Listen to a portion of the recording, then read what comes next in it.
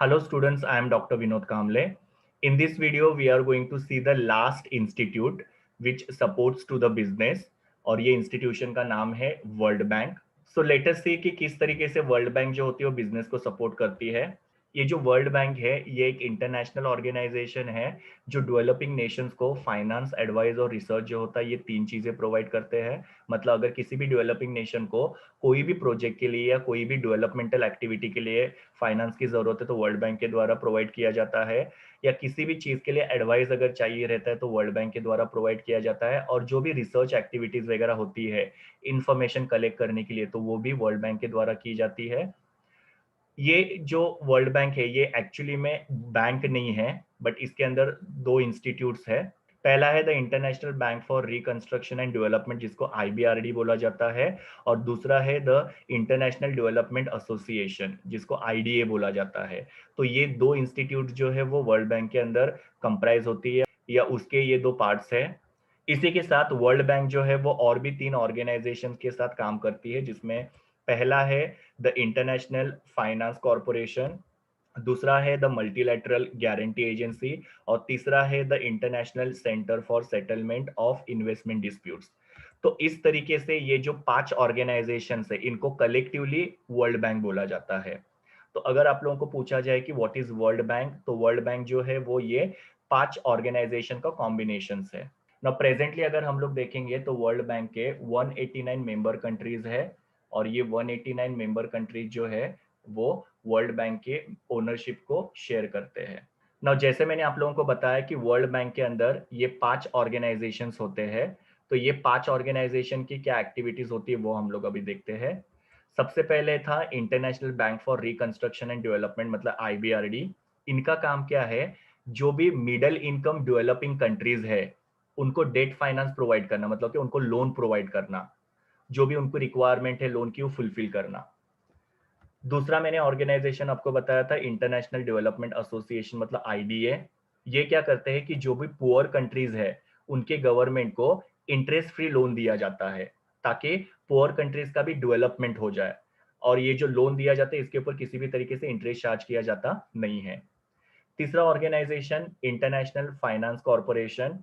ये जो आईएफसी है वो लेस डेवलप कंट्रीज के जो प्राइवेट सेक्टर से उनके डेवलपमेंट के लिए काम करता है. नाउ किस तरीके से ये लेस डेवलप कंट्री के प्राइवेट सेक्टर्स का डेवलपमेंट करते हैं, तो उनको फाइनेंस प्रोवाइड किया जाता है, उनको एडवाइजरी सर्विसेज प्रोवाइड की जाती है, मतलब किसी भी मैटर में अगर उन लोगों को एडवाइस चाहिए तो वो उनको दी जाती है, प्लस उनका असेट मैनेजमेंट सर्विसेज जो होती है वो आईएफसी के द्वारा हैंडल की जाती है. तो इस तरीके से ये जो आईएफसी है वो लेस डेवलप कंट्रीज के प्राइवेट सेक्टर को डेवलप करने का काम करते हैं. नेक्स्ट है मल्टीलैटरल इन्वेस्टमेंट गारंटी एजेंसी. ये जो ऑर्गेनाइजेशन है डेवलपिंग कंट्रीज में फॉरेन डायरेक्ट इन्वेस्टमेंट को मतलब एफडीआई को प्रमोट करते हैं. तो डेवलपिंग कंट्रीज के अंदर ज्यादा फॉरेन डायरेक्ट इन्वेस्टमेंट आए और उनका डेवलपमेंट हो, ये इनका ऑब्जेक्टिव है. और लास्ट है international centre for settlement of investment dispute. यहाँ पे क्या होता है कि जो भी इंटरनेशनल इन्वेस्टमेंट डिस्प्यूट्स होता है, मतलब दो देशों के बीच में इन्वेस्टमेंट को लेके अगर कोई भी झगड़े वगैरह होते हैं तो इनको आर्बिट्रेशन के द्वारा जो होता है सॉल्व किया जाता है. आर्बिट्रेशन का मतलब क्या होता है, ये जो ऑर्गेनाइजेशन है वो दोनों पार्टीज को सुनती है, और दोनों पार्टीज को सुनने के बाद में वो अपना जो भी ओपिनियन होता है वो उनको दिया जाता है, और यहाँ पे जो केस होते हैं या डिस्प्यूट्स होते हैं उसको सॉल्व किया जाता है. तो इस तरीके से ये जो पांच ऑर्गेनाइजेशन का मिलके वर्ल्ड बैंक बना हुआ है, ये पांच ऑर्गेनाइजेशन अलग अलग लेवल पे काम करते हैं.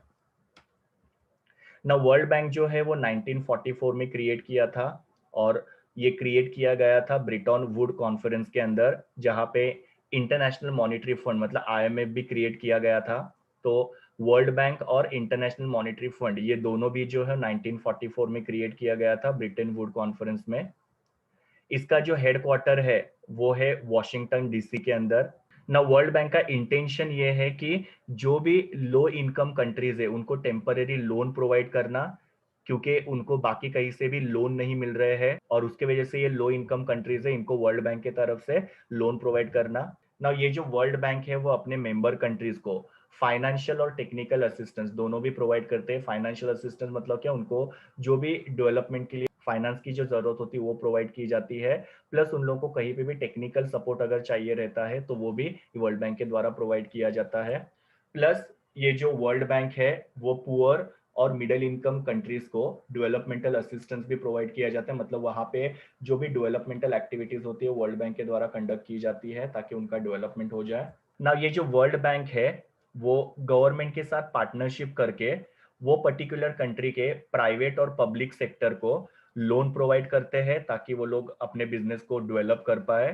प्लस उन लोगों को बिजनेस के लिए जो भी एडवाइस और जो भी ट्रेनिंग की जरूरत होती है वो प्रोवाइड की जाती है। और इस तरीके से प्राइवेट और पब्लिक सेक्टर को लोन प्रोवाइड करने की वजह से और एडवाइस और ट्रेनिंग प्रोवाइड करने की वजह से वो कंट्री का पॉवर्टी रिडक्शन होता है, प्लस वो कंट्री का इकोनॉमिक डेवलपमेंट भी होता है। उसी के साथ साथ वर्ल्ड बैंक जो कुछ एरियाज के ऊपर फोकस करते हैं और वो एरियाज को इम्प्रूव किया जाता है। अब ये कौन से एरियाज है, तो जैसे कि एजुकेशन हो गया, हेल्थ हो गया या इंफ्रास्ट्रक्चर हो गया, तो ये एरियाज के ऊपर फोकस करके ये एरियाज को इम्प्रूव किया जाता है। प्लस ये लोग अलग अलग जगह पे अपने फंड्स को यूज करते हैं। तो कहाँ कहाँ पे फंड्स को यूज करते हैं, तो फाइनेंशियल सेक्टर को मॉडर्नाइज करना, प्लस एग्रीकल्चर मैनेजमेंट करना और नेचुरल रिसोर्सेज का मैनेजमेंट करना। तो यहाँ पे भी ये लोग अपना फंड जो होता है वो यूज करते हैं, जिसकी वजह से कंट्री का जो फाइनेंशियल कंडीशन है वो इम्प्रूव हो जाए, एग्रीकल्चर इम्प्रूव हो जाए और वहाँ के एनवायरमेंटल क्वालिटी जो डिग्रेड न हो। Now we will see the features of world bank. पहला फीचर है ऑर्गेनाइजेशन एंड स्ट्रक्चर। नाउ ये जो वर्ल्ड बैंक है इनके ऑर्गेनाइजेशन स्ट्रक्चर में कौन कौन आता है, तो सबसे पहले हाईएस्ट में होता है द बोर्ड ऑफ गवर्नर, फिर बाद में होते हैं the board of executive directors, third होता है द एडवाइजरी कमिटी, फिर लोन कमिटी, फिर प्रेसिडेंट और लास्ट में होते हैं दूसरे जो स्टाफ मेंबर्स होते हैं वो। नाउ सारा जो पावर होता है ये बैंक का वो ये जो बोर्ड ऑफ गवर्नर्स है उनके हाथ में होता है। और ये सबसे सुप्रीम अथॉरिटी है, सबसे हाईएस्ट अथॉरिटी है जो वर्ल्ड बैंक की सारी जो पॉलिसीज होती है फ्रेम करने का काम करते हैं। तो इस तरीके से ये वर्ल्ड बैंक का ऑर्गेनाइजेशन का स्ट्रक्चर है और सबसे हाईएस्ट में आता है board of governors. Second feature is goals. Now world bank के दो गोल्स है और ये गोल जो है वर्ल्ड बैंक को 2030 तक अचीव करना है ना। पहला गोल है and extreme poverty. Extreme poverty का मतलब क्या होता है कि जहां पे लोगों की पर डे की इनकम 1.90 डॉलर से भी कम है, तो ऐसे लोगों का परसेंटेज जो है वो कम करना है बाय 2030। और ऐसे लोगों की जो संख्या है वो 3% से भी कम होनी चाहिए, ये उनका गोल है। दूसरा है प्रमोट शेयर्ड प्रोस्पेरिटी, जिसका मतलब क्या होता है जो भी बॉटम 40% सोसाइटीज है उनकी इनकम लेवल बढ़ाना या उनका वेलफेयर बढ़ाना। तो ये दो गोल जो है वो वर्ल्ड बैंक को 2020-30 तक अचीव करना है। वर्ल्ड बैंक जो है वो डेवलपिंग कंट्रीज को फाइनेंशियल और टेक्निकल असिस्टेंस प्रोवाइड करता है। प्लस वर्ल्ड बैंक जो है वो यूनिक पार्टनरशिप के द्वारा, यूनिक पार्टनरशिप मतलब क्या, वहाँ के जो गवर्नमेंट है उनके साथ मिलके वो पर्टिकुलर कंट्री का पॉवर्टी रिडक्शन करना या वो पर्टिकुलर कंट्री को जो भी डेवलपमेंटल सपोर्ट की जरूरत है वो सपोर्ट प्रोवाइड करना। तो ये सारे अलग अलग वर्ल्ड बैंक के गोल्स है। Third feature is financial product and services.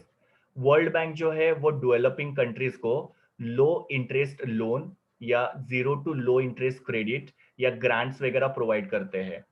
मतलब कि यहाँ पे बहुत ही कम रेट ऑफ इंटरेस्ट पे डेवलपिंग कंट्रीज को लोन प्रोवाइड किया जाता है या कभी कभी ग्रांट्स प्रोवाइड की जाती है। ग्रांट्स का मतलब क्या होता है, जहाँ पे उनको पैसे दिए जाते हैं और वो पैसे वापस नहीं लिए जाते हैं। तो इस तरीके से भी वर्ल्ड बैंक उनको हेल्प करती है। प्लस वर्ल्ड बैंक जो है वो डेवलपिंग कंट्रीज के अलग अलग एरियाज में उनको सपोर्ट करती है। कौन से एरिया में उनको सपोर्ट करते हैं, जैसे कि education, health, public administration, infrastructure, financial and private sector development, agriculture and environment and natural resource management. तो ये सारे एरियाज में वर्ल्ड बैंक क्या करता है, डेवलपिंग बैंक को हेल्प करता है ताकि ये सारे एरियाज का डेवलपमेंट हो जाए। और ये एरियाज का डेवलपमेंट होता है तो वो पर्टिकुलर कंट्री का डेवलपमेंट होता है ना। वर्ल्ड बैंक के कुछ प्रोजेक्ट जो होते हैं वो को फाइनेंस किए जाते हैं। को फाइनेंस का मतलब क्या होता है, थोड़ा पैसा जो होता है वो वर्ल्ड बैंक के द्वारा प्रोवाइड किया जाता है और थोड़ा पैसा जो होता है वो गवर्नमेंट के द्वारा या दूसरे जो मल्टीलैटरल इंस्टीट्यूशन। ना मल्टीलैटरल इंस्टीट्यूशन मतलब क्या, वर्ल्ड बैंक के जो ग्रुप्स वगैरह मैंने आपको 5 बताया वो Asian development bank, international monetary fund, international fund for agriculture development, ये सबको मल्टीलैटरल इंस्टीट्यूशन बोला जाता है क्योंकि यहाँ पे अलग अलग इंस्टीट्यूट्स है। तो इनसे को फाइनेंस किया जाता है या किसी कमर्शियल बैंक से को फाइनेंस लिया जाता है।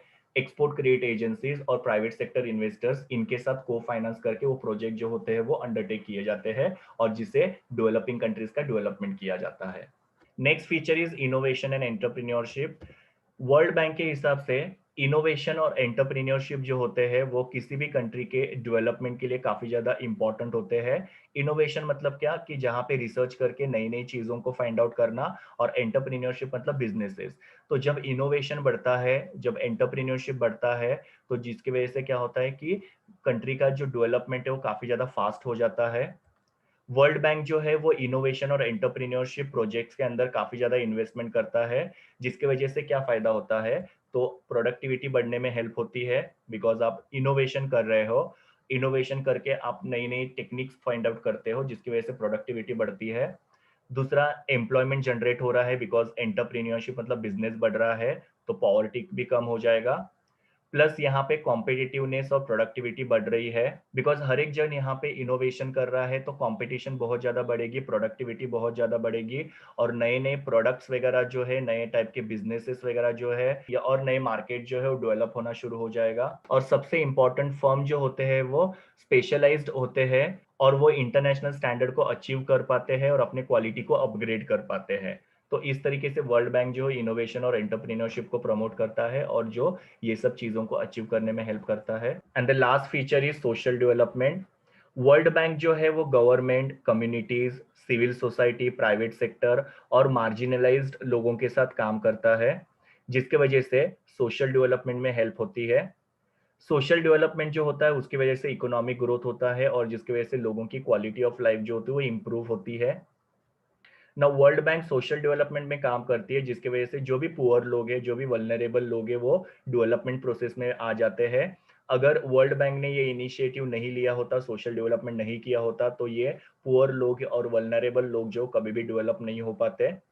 वर्ल्ड बैंक जो है वो सोशल रिस्क एनालिसिस भी करती है, जहाँ पे वो पॉवर्टी और सोशल इम्पैक्ट को एनालाइज करते हैं, मतलब कहाँ पे कितनी पॉवर्टी है और उसका सोशल इम्पैक्ट क्या हो रहा है, ये सब चीजों को एनालाइज करके पॉवर्टी को रिड्यूस करने की कोशिश की जाती है। और इस तरीके से यहाँ पे वर्ल्ड बैंक जो सोशल डेवलपमेंट को भी प्रमोट करता है। So this was all about world bank. ये मेरे URL है जहाँ से मैंने इमेजेस लिए हैं। Thank you students, please do like, share, comment and subscribe to my YouTube channel, and also recommend my channel to your friends. We will meet in the next video.